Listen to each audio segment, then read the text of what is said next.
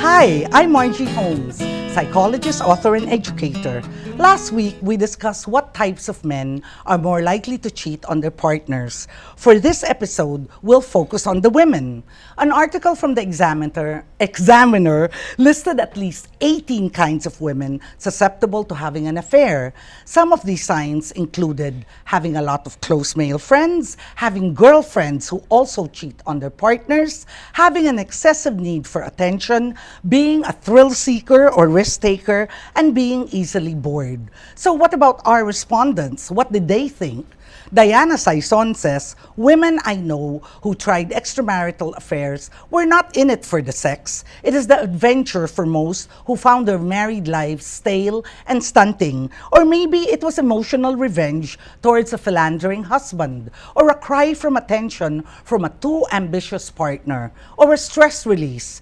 Diana continues, I find that a more successful woman with a less secure but appreciative husband is more likely to try to find satisfaction outside of marriage. However, oftentimes after an exhilarating month or two, the novelty wears off and the woman finds a more satisfying hobby. Vanessa Zambale gives 3 reasons why some women cheat. Number 1, women cheat when they see their partners as banes for their progress. They want a better, smarter man or woman to share feelings or passions with. This is so they would feel adequate, competent, and self-actualized. Women cheat because their partners bore them. If the partner can't grow, they will definitely look for new adventures someplace else. Number 3, because they want to prove something. Perhaps that they are still attractive to other people aside from their partners. They want to feel wanted. Vanessa continues, the question for me is, why do these women stay? Why don't they just look for another instead of being unfair and going through with all the betrayals and the secrecy? Is it love? Is it convenience? Is it for being in a comfort zone?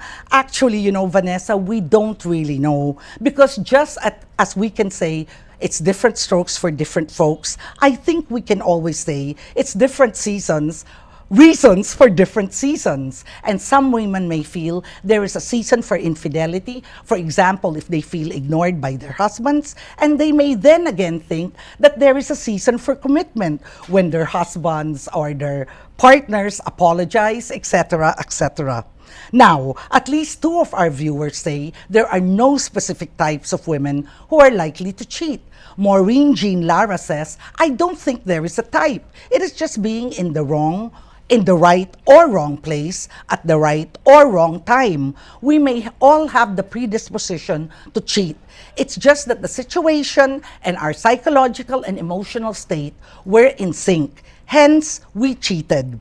Very well said, Maureen. You can see that she's a psychology teacher, can't you? Psychology professor pala, sorry. Now, Anonymous says, I think there aren't types but circumstances. Women who are sheltered, educated, and morally upright are just as likely to cheat as their opposites given certain circumstances, specifically unfulfilled needs like emotional support, attention, sex, etc.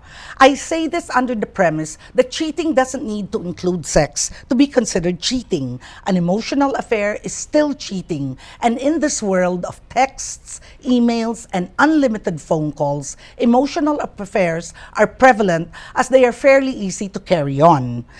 Before, research shows that women cheated if and only if they were not satisfied with their husbands, that their husbands were mean to them. So it was a very personal reason for cheating. Not because their husbands were boring, but because their husbands were mean to them personally. In fact, there is research many years ago in East Germany, in fact, before the fall of the Iron Curtain, that discovered that a majority of women, if not 99.98%, cheated if and only if they considered their marriage to be very, very unhappy, not just very unhappy, mind you, but very, very unhappy because of their husband. So it's interesting to note that here in our answers, so many of them seem to think that even if their husbands are good, even if they're just boring, but they're good and they appreciate you, Women still think this is sufficient reason to cheat. I would think that more current reasons on the reasons women cheat is due. What do you say? Well, that's it for today. Do you agree? Disagree? Have you another point you wish to bring up? Can you suggest a factor we could have explored even further?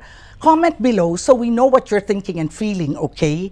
In addition, please let us know what other topics you want us to discuss here on Ask Margie by sending them on Facebook, by tweeting using the hashtag AskMargie, or emailing us at askmargie@rappler.com. See you next week!